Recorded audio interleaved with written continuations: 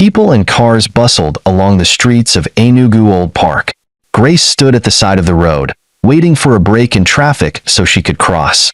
The cars zipped by, blaring their horns impatiently, the drivers as eager as ever to get wherever they were going, the bus drivers throwing tantrums at passers-by. Grace adjusted the strap of her bag on her shoulder and glanced down at her reflection in a nearby shop window. Her wig, a neat arrangement of long braids, framed her face, the small beads at the ends clicking softly with her movements. It had been a long day at work, and she was eager to get home and unwind. Just as a gap appeared in the traffic, Grace stepped forward, ready to cross. But something made her hesitate. Out of the corner of her eye, she noticed a figure staggering toward her from across the street. He moved erratically, his clothes tattered and covered in dirt. His hair was wild, and his skin was caked with grime. It was the madman. She had seen him at that place before. Everyone in the area knew about him. He'd been wandering these streets for as long as anyone could remember. Harmless, they said. He kept to himself, muttering to the air. Living under the bridge near the market, people often tossed him scraps of food, and he would shuffle away, disappearing into the shadows. But today was different. Grace's pulse quickened as the man came closer. She turned her head to step away, but it was too late. In an instant, his hand shot out, grabbing a fistful of her wig. He yanked it hard, pulling her toward him. A scream ripped from Grace's throat as she stumbled, trying to pry herself free from his grip. "Help! Help me!" she cried, panic flooding her voice. The madman's eyes were wild, but they weren't filled with malice. It was as if he was searching for something, something only he could see. Passers-by rushed toward the commotion, surrounding them in a chaotic swirl of noise and confusion. Men and women grabbed the madman, pulling him off Grace, but they didn't strike him. Everyone knew he wasn't violent. No one had ever seen him attack anyone before. "What are you doing?" one of the men shouted, wrenching the madman's hands off Grace. "She's done nothing to you. Do you want to injure her?" The madman let go, retreating with a dazed look in his eyes, his muttering growing louder. Grace collapsed to the ground, clutching her wig, her heart pounding in her chest. She stared at him, trembling, but something about his expression caught her attention. He wasn't angry. He wasn't even threatening. In fact, as she looked into his eyes, she saw something else entirely. A flicker of recognition? No, that couldn't be. She didn't know this man. How could she? But the way he looked at her, as if he knew her, sent chills down her spine. All the madmen she knew were violent. Some would always grab what didn't belong to them and run away. "Are you all right?" someone asked, offering her a hand to help her up. Grace nodded slowly, still shaken. As she took the stranger's hand and stood, the crowd began to disperse, the madman wandering off again as if nothing had happened. But Grace couldn't shake the feeling that something was terribly wrong. Why had he grabbed her? Out of all the people on the street, why her? Her hands trembled as she fixed her wig back onto her head. The beads clicked against each other softly. It reminded her of what had just happened. She glanced back at the madman, who was now a distant figure on the horizon, and a question formed in her mind, one she couldn't ignore. Why did he look at her like that? Did he know her? What surprised Grace more was that she had recently relocated to that city, not for up to 3 months. Later that evening, Grace sat quietly at the kitchen table, her hands wrapped around a mug of tea. The warm steam rose up to her face, but she felt no comfort from it. Her mind was still reeling from the incident that afternoon. The way the madman had grabbed her, the look in his eyes. It had all been too strange. Liliana, her roommate, moved around the kitchen, preparing dinner. The clinking of pots and pans was the only sound that filled the room, apart from the occasional hiss of the boiling stew. Grace had always found the sounds of home comforting, but tonight, they couldn't soothe her unsettled heart. "Grace, you're quiet tonight," Lillian said, glancing at her friend. "Did something happen at work?" Grace hesitated. She hadn't mentioned the madman incident yet, unsure of how to explain what had happened. But as she thought about it more, a growing need to talk overcame her. She couldn't carry this alone, and if there was anyone who might understand, it was her friend or her mother, but she didn't want to call her mother. "Something strange happened today," Grace began, her voice quiet. Lillian stopped stirring the pot and turned to face her friend, her brow furrowed with concern. "What is it?" "I was on my way home from work, and a madman grabbed me." "What?" Lillian rushed to Grace's side, her face pale with worry. "Are you hurt? What did he do to you? Where? Which madman?" "No, no, I'm not hurt," Grace reassured her, shaking her head. "He didn't hurt me. He just grabbed my wig and pulled me toward him. It was like he was trying to, I don't know. It was so strange." "Where did it happen?" Lillian questioned. "At the old park." "That madman at the old park," Grace stated. Lillian sank into the chair across from Grace, her face etched with confusion. "Why would he do that? I heard that he wasn't a violent type." "That's the thing, Lillian. I don't know. But there was something in the way he looked at me. It felt familiar, somehow. Like he knew me, or like I reminded him of someone." "Of who?" Lillian laughed, slapping Grace on the shoulder. "Why would a madman remind you of someone? I think you are suffering from malaria. Please go and take paracetamol." Liliana laughed again. "Lillian, you know that you have a problem. You don't know when someone is being serious," Grace grumbled. "You can't be serious about this one. Meanwhile, the serious ones are in the hospital, dear friend. I heard that that madman had been in that market for God knows when. So forget all that had happened. It was an accident." "I heard you," Grace retorted angrily and left. She sprawled out on the bed. The incident submerged all her thinking. She didn't know what it was, but she was ready to see him again. As she drifted off to sleep, she prayed for God's guidance. The next morning, Grace walked back to the spot where she had encountered the madman. Her heart raced as she searched for him, scanning the street for any sign of the tattered figure she had seen the day before. The sun was bright, and the street was filled with people going about their day, but all she could think about was finding him. After what felt like hours of searching, Grace spotted him sitting under a tree near the market, his back hunched and his head bowed. He looked so small, so fragile, sitting there in the dirt. Taking a deep breath, Grace approached him cautiously. People were staring at her. Some murmured. Grace was afraid, but she let her spirit lead her. She knelt down beside him, her heart pounding in her chest. "Hello," she said softly, ready to run. The madman didn't respond. His eyes were fixed on the ground, his lips moving in silent muttering. Grace reached into her bag and pulled out a small plastic container of food she had brought with her. "I brought you something to eat," she said, holding it out to him. For a long moment, the madman didn't move. But then, slowly, he reached out and took the container from her hands. He opened it and began to eat, his movements slow and deliberate, as though each bite took immense effort. As Grace watched him, her heart ached with the realization of how much this man had suffered. Whether he was someone's father or not, or if he was a human being who had been lost to the world for far too long. Perhaps he was, and his family would be looking for him. She imagined. She didn't say anything more that day. She just sat beside him, watching him eat in silence, her mind racing with questions and emotions she couldn't yet put into words. But one thing was clear. She wasn't going to walk away from him. Not now. Not ever. He was mad, but not violent. The following day, Grace woke up with a renewed sense of purpose. After preparing a small bag of food and a blanket, she set out toward the market again. She didn't know what to expect from her next encounter, but she knew she had to try. The idea of leaving him out there haunted her. The sun was already high in the sky when Grace reached the market. The usual buzz of activity filled the air. Traders calling out their prices, customers bargaining, the scent of fried plant and roasted corn wafting through the air.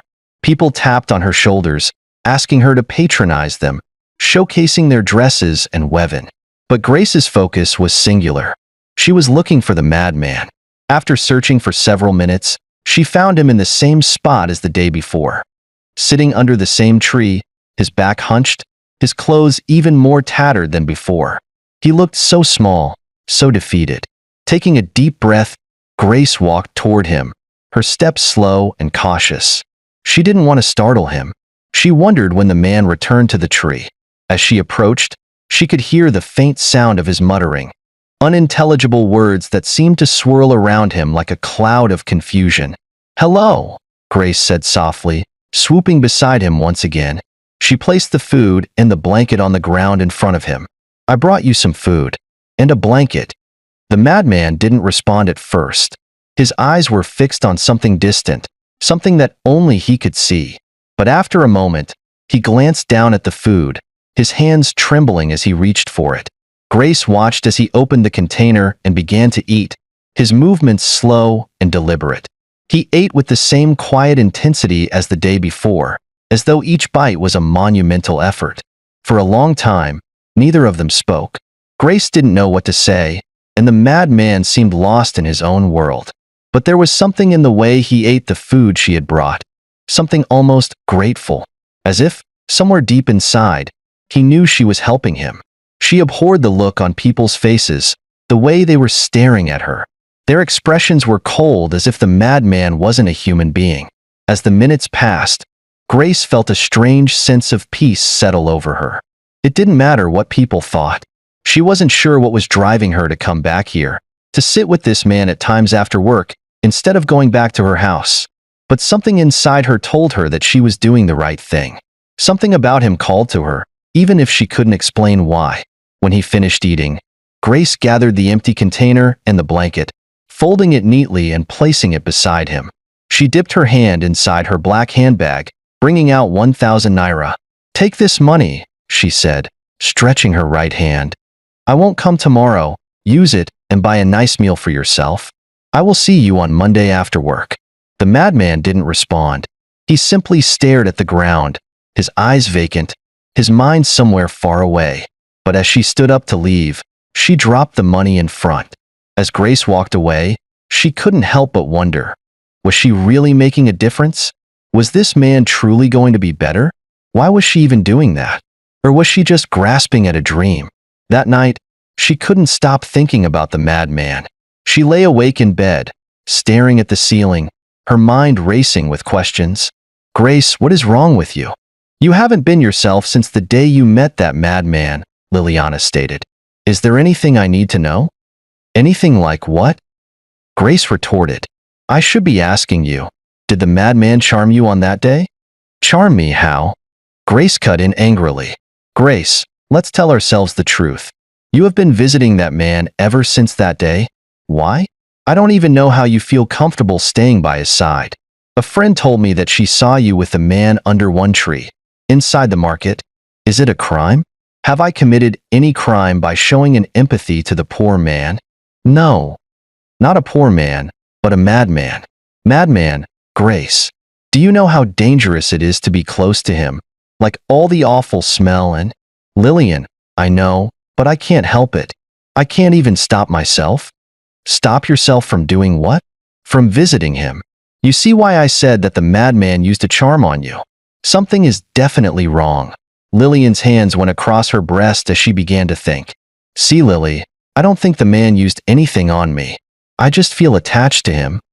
"So now you are planning on marrying a madman. Like Madman and Grace are getting married. Stop it, Lily. You don't know when someone is serious," Grace barked. "Don't tell me to stop it. This is not a movie or a fairy tale. It is real. You have to stop going there. It is not good for you. I will see what I can do, but I am just trying to see if I can help him get well.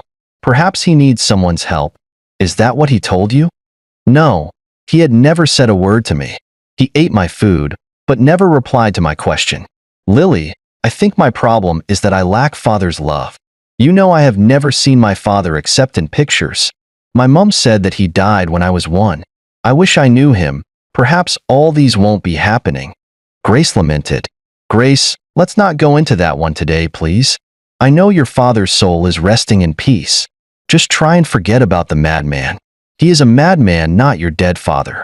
As a single girl, it is not appropriate to be around him, or don't you know that if he bites you, you will become mad? But he is always calm. He is not going to bite me," Grace said, laughing. "A madman is a madman, and one day he will show you why he is roaming around the street." Grace promised herself that she won't go back to the place again. Lillian was right. It wasn't hygienic at all. It was a dangerous journey. The only thing she wanted was to see if she could take the man to hospital, but it won't happen again. A madman is always a madman. The next few days, Grace returned to the market again. She brought food, water, new clothes, and a blanket. Lillian was perplexed. She told Grace that something was really wrong with her. Grace stopped listening to anyone, and each time she visited, she sat with the madman as he ate in silence, his eyes distant but no longer as wild as they had been on that first day. Slowly, something began to change. The madman started to look at Grace more often, his eyes lingering on her face as if trying to place her. His muttering grew quieter, less frantic, and there were moments, brief, fleeting moments, when he seemed almost lucid. One afternoon, as Grace sat beside him, the madman looked directly at her for the first time. His eyes were clearer than she had ever seen them. He didn't speak, but the look in his eyes was enough. It was as if he was trying to say something, trying to communicate in a way that words couldn't express. "Do you remember me?" Grace asked softly, her heart pounding in her chest. "Do you know who I am?" The madman didn't respond, but there was something in his eyes, a flicker of recognition, just like before. It was faint, but it was there. "I'm Grace," she said, her voice trembling. "The lady you grabbed her wig the other day." For a moment, the madman's expression changed. His eyes widened ever so slightly, and his lips parted as if he was about to speak. But then, just as quickly, the moment passed, and his gaze fell back to the ground. Grace's heart sank. She had been so close to reaching him, but something inside him was still locked away, something she couldn't break through. How could she ask him anything when he didn't say a word to her? Lillian had advised her to take the man out from the market, to shave his hair, but that wouldn't be possible unless he talks. Grace stared at him, trying to gather her next question. She was about to open her mouth when the man disappeared into the market. Grace stood dejected. Perhaps she was also mad. The days turned into weeks, and Grace's visits became part of her routine. Every day, she sat with the madman, bringing him food, water, and clothes. The community began to notice her acts of kindness, and while some people mocked her for wasting her time on a madman, others admired her dedication. Eventually, Grace decided it was time to take things a step further. The madman needed medical attention, real care. If she was going to help him, she couldn't do it alone. She needed the help of professionals. Lillian supported her. Lillian had started following Grace to the market, though she never got close to the madman. "Prevention is better than cure," Lillian told Grace. But all Grace wanted from her was just her encouragement and her support, someone to tell her that she wasn't insane, that she was doing the right thing. Grace approached a local doctor who had a small clinic near the market. She explained the situation, and the doctor agreed to help. Together, they arranged for the madman to be brought to the clinic, where he would receive a full assessment and treatment. The day they brought the madman to the clinic was both terrifying and hopeful. Grace had no idea what the doctors would find or whether they would be able to help him, but she knew she had to try. She couldn't give up on him. Not now. Lillian was at her back, giving her hopes. Her labor wouldn't be in vain. As the doctors began their evaluation, Grace and Lillian sat in the waiting room, Grace's heart pounding with anticipation. Would they be able to help him? Would he finally get the care he needed? And most importantly, would he still remember where he came from? Grace's heart raced as she sat in the small clinic waiting room, her fingers nervously tapping on the arm of the plastic chair. The air was thick with the scent of antiseptic, and the low hum of the ceiling fan did little to calm her frayed nerves. The doctor had been with the madman for nearly an hour, conducting various tests and evaluations. Grace's mind was a storm of questions and fears. What if they couldn't help him? What if she had been holding on to false hope all along? Lillian sat beside her, quiet and still, her hands clasped tightly in her lap. She hadn't said much since they arrived at the clinic, but the tension on Grace's face made her unease. "Grace, calm yourself down. The doctors are doing their work. I just pray that the man gets well. Let it be the only thing I achieve in this world." As they were talking, they heard sounds at their back and Grace spun around. Finally, the door to the doctor's office creaked open, and Dr. Bassi, the man overseeing the madman's case, stepped out. His expression was neutral, giving nothing away. But Grace could feel the weight of whatever news he was about to deliver. "Miss Grace, Mississippi Lillian," Dr. Bassi said, nodding at them both. "Please come inside." Grace's legs felt weak as she stood, but she followed the doctor into the small, sterile office. Lillian walked along. The madman sat on a bed in the corner of the room, his eyes vacant once again, his hands folded in his lap. He looked almost smaller in the bright clinical light, his frailty more pronounced than ever. The sight tugged at Grace's heart. "Thank you for coming," Dr. Bassi said as they sat down across from him. "We've run several tests, and I've had a chance to speak with him, though his responses were limited." Grace's breath caught in her throat. Did you find anything?" Dr. Bassi nodded slowly. "First, I want to commend you for bringing him in. He's severely malnourished and has been living in extremely poor conditions for a long time. Physically, he's very weak, but we're addressing that now. With proper care, his body will heal." Lillian smiled and clapped Grace at her laps. "But what about his mind?" Grace asked, her voice trembling. Can he recover?" The doctor sighed, glancing at the madman, who remained silent and unresponsive. "It's difficult to say. He's been living with untreated schizophrenia for what appears to be many years. The symptoms are severe: disorganized thinking, delusions, and possibly hallucinations. This would explain why he's been wandering the streets for so long, disconnected from reality. Without treatment, his condition deteriorated, and he lost touch with the world around him." Grace felt a lump form in her throat. "Is there any chance he can come back? Mentally, I mean? With the right medication and therapy, there's a possibility we can manage his symptoms and help him regain some clarity," Dr. Bassi explained gently. "But it's important to understand that his recovery won't be quick or easy. It will take time, and even then, he may never fully return to the person he once was." Grace glanced at Lillian, whose face was pale and drawn, her eyes glistening with emotions. "And what about his identity? Is there any way to know for sure who he is? Where did he come from?" Dr. Bassi shifted in his seat. "We haven't been able to get a clear answer from him about his past. His responses to questions about his name or history are either confused or incoherent. You will have to give us more time." Grace nodded her head in agreement. The next few weeks were a blur of doctor's appointments, therapy sessions, and medication adjustments. The madman had been transferred to another clinic, where he began receiving the treatment he so desperately needed. It was a slow process, but with each passing day, Grace saw small signs of improvement. His eyes became a little clearer, his speech a little less disjointed. There were moments, fleeting, but precious, where he seemed to recognize her each time she visited. One afternoon, as Grace sat beside him in the clinic, reading her book, the madman lifted his hand and touched her face. He stared into her eyes. For the first time since she had found him, the madman looked directly at her, his eyes clear and focused, his lips parted, and in a voice that was weak, he spoke. "Grace, I heard the doctor called you that." Grace's heart stopped. She stared at him in shock, her eyes wide with disbelief. Yes, that's my name?" Tears of joy trickled down from Grace's eyes. She was filled with emotions. Even if the man didn't recover fully, she would always be happy that she had offered her help in a little way.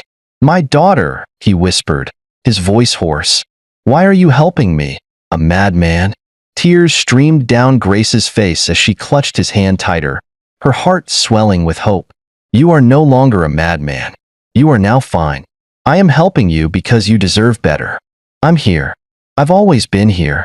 My God will surely pay you for all you did for me." Grace coughed, trying to know how to place her next question.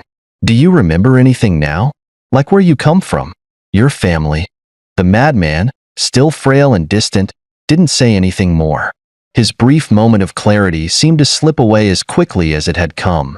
Weeks turned into months, and the madman's recovery, though slow, continued.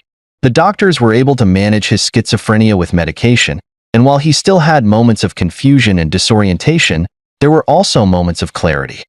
During these moments, the madman was almost himself again.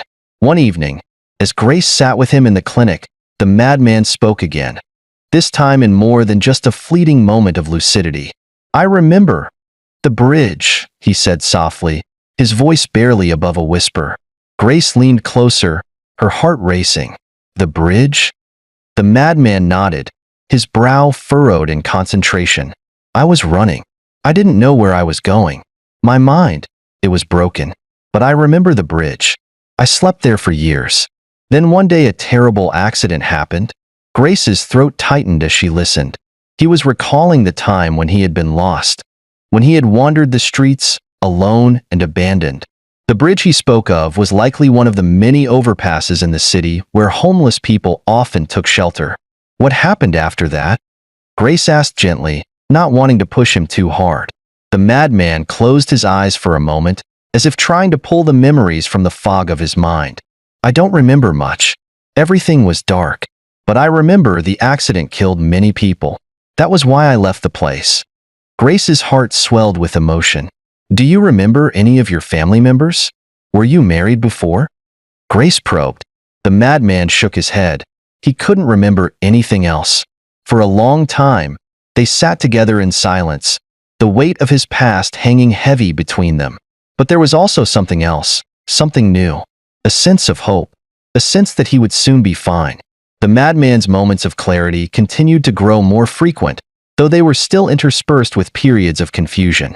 The doctors warned Grace that his recovery would never be complete. His mind had been fractured too deeply by years of untreated mental illness. But with medication and care, they could help him maintain a level of stability that would allow him to live a more peaceful life.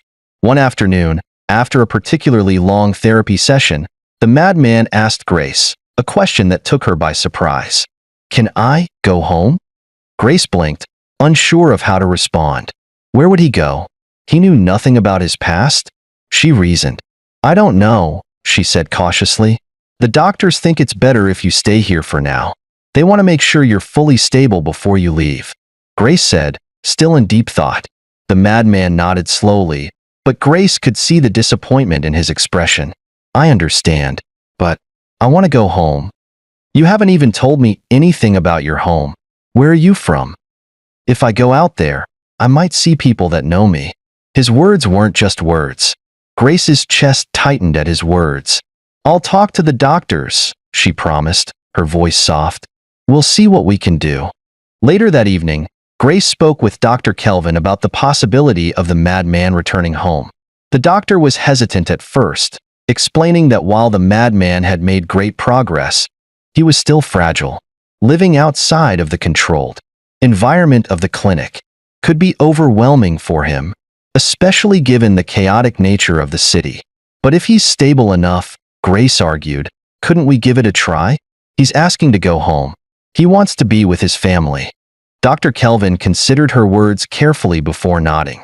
"We can arrange for him to have supervised visits at home, but he'll need to continue his treatment, and we'll have to monitor his progress closely. If he shows any signs of regression, he'll need to return to the clinic immediately." Grace agreed, relieved that they were at least willing to try. It wasn't a permanent solution, but it was a step in the right direction. A chance for the madman to experience some semblance of normalcy after all these years. She was about to step out when the doctor called her name. "Miss Grace, do you know his family? Where did he come from?" Grace came back to the doctor. He hadn't remembered anything except what happened under the bridge many years ago. "Then I guess you should leave him here. Let's examine him for some time."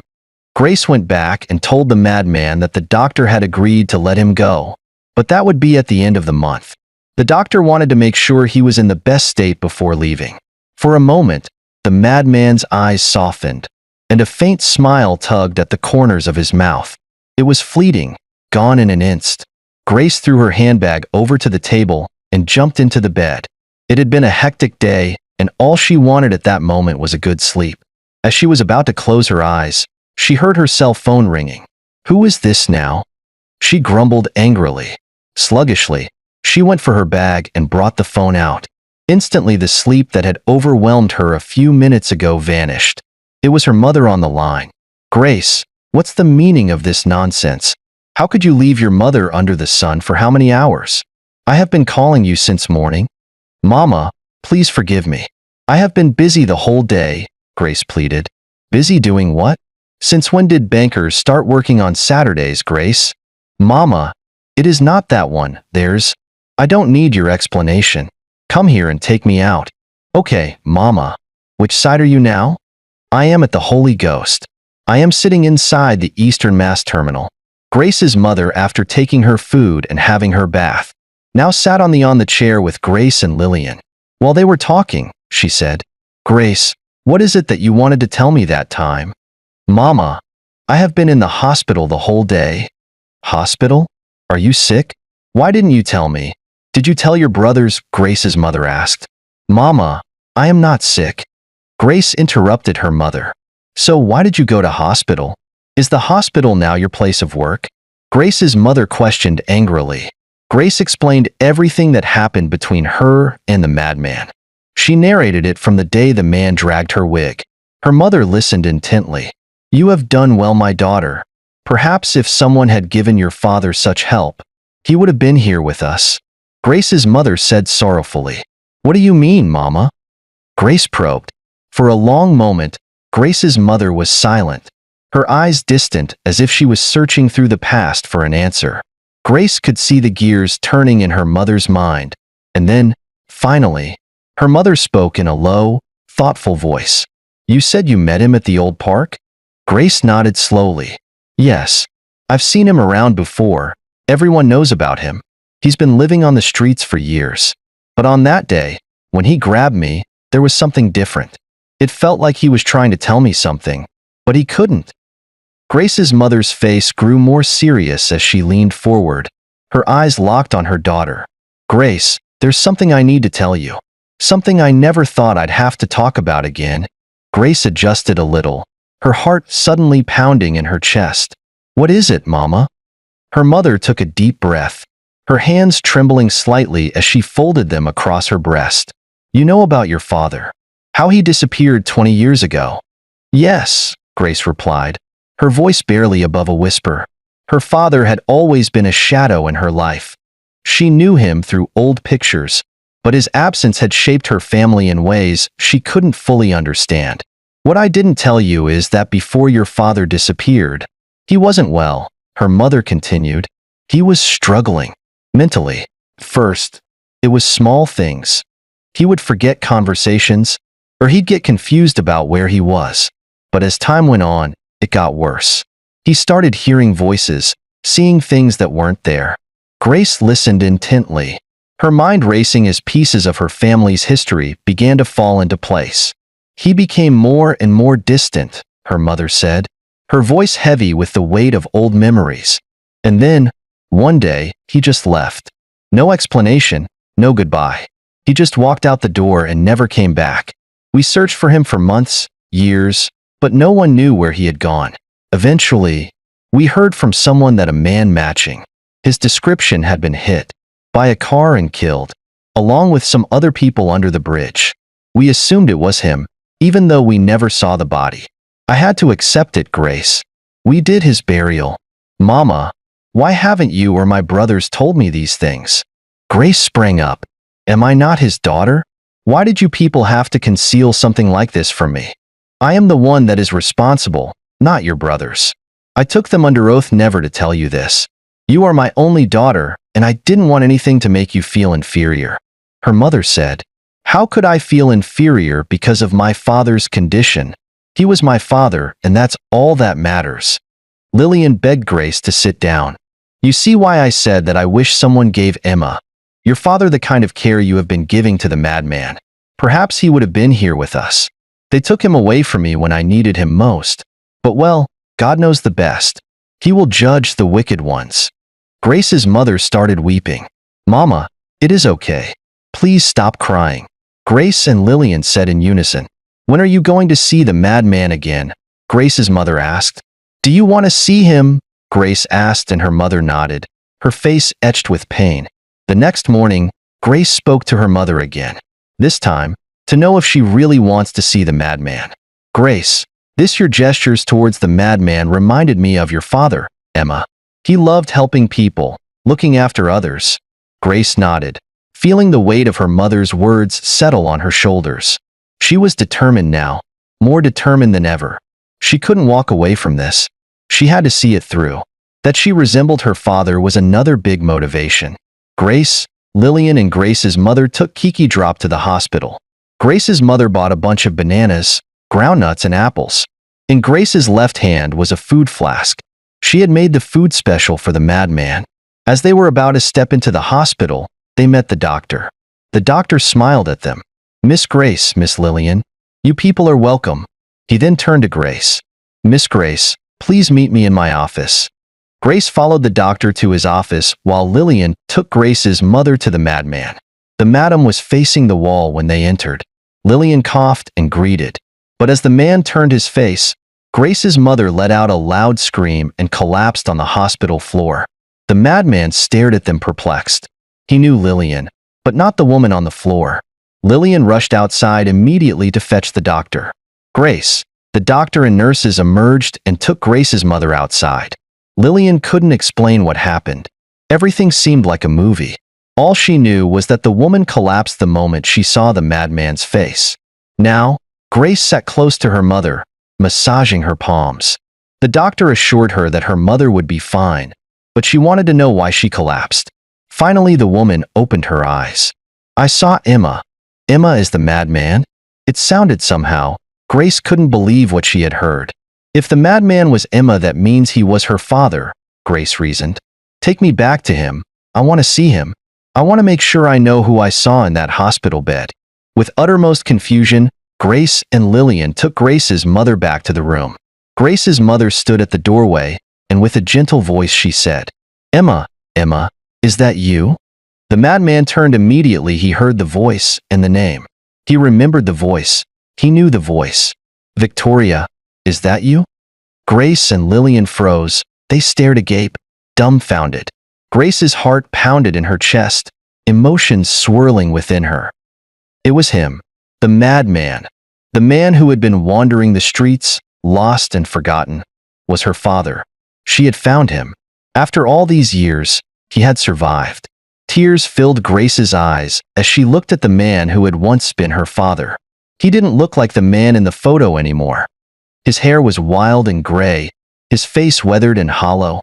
Grace's mother moved closer and hugged him tight. "Victoria, what are you doing here? How did she find you? Who directed her to you?" The madman asked. "Who? You mean Grace?" Grace's mother chuckled. "Grace is my daughter, your daughter, Emma." Everyone in the hospital at that moment felt like they were watching movies or listening to stories. How could one believe that something like that was real? That the madman you have been looking after was your real father? Unbelievable. Grace stepped closer to him, her heart aching with both joy and sorrow. Now not just as someone who was helping a madman, but as someone who had seen her father ever since she was born. "Papa," she whispered, kneeling beside him. "Papa." She reached out and gently took his hand, holding it tightly in her own. "I found you," she whispered through her tears. "I knew that there was something, a kind of connection between us. Thank God I found you." The day Emma returned home for the first time was one of the most emotional days of Grace's life. She had spent the entire morning cleaning the house, making sure everything was in order, while her mother prepared her father's favorite meals from before he had disappeared. Lillian was there with her friend. Grace's 3 brothers came back. They had seen him and they all recognized him at the first sight. When the car pulled up in front of the house, Grace's heart pounded in her chest. She stood at the door, watching as her brothers helped her father out of the car and walked him toward the house. He looked frail, but there was a light in his eyes that hadn't been there before. As he stepped through the door, Emma paused, looking around the house as if seeing it for the first time. His eyes lingered on the walls, the furniture, the small mementos of a life he had once known. "I'm home," he whispered, his voice thick with emotion. Grace rushed to his side, tears streaming down her face. "Yes, Papa, you're home.